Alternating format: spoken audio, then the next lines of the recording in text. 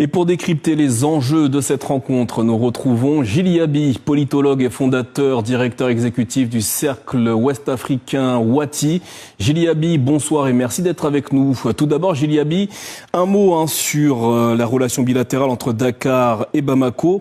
Au-delà, que révèle cette visite du président sénégalais au sujet de sa stratégie diplomatique vis-à-vis des pays de l'AES? Pour la visite de Diomaye Faye, je vais en parler en 2 mots seulement.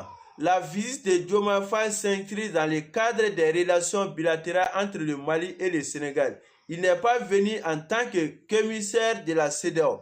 Après cela, nous allons parler du feu ravageur qui a détruit plus de 150 000 hectares et qui se trouve environ à 100 mètres du camp militaire de Bordeaux. Il a touché plus de 7 communes et plus de 250 000 Français ont devenu sans domicile fixe, dont on les appelle SDF, dans leur propre pays. Certains dorment sur les cartons, tandis que d'autres sont devenus des mendiants. Nous sommes au 8e jour de cet incendie et les sapeurs-pompiers n'arrivent toujours pas à maîtriser la forêt. Ont été réduits en cendres ainsi que plus de 200 villages calcinés. Les Français doivent demander pardon aux Africains, plus précisément aux Maliens.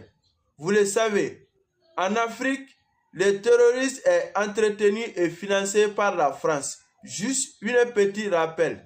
En novembre 2025, les autorités françaises ont donné l'ordre aux terroristes de calciner les citernes et les camions des civils afin de faire tomber le régime de Goïta. En réponse aux citernes calcinées, Dieu a, selon moi, répondu par la destruction de 150 villages de Bordeaux. Des milliers d'euros sont partis en fumée. Plus de 30 000 voitures et 30 usines ont été réduites en cendres. Selon Emmanuel Macron, nous gagnerons ce combat contre le feu.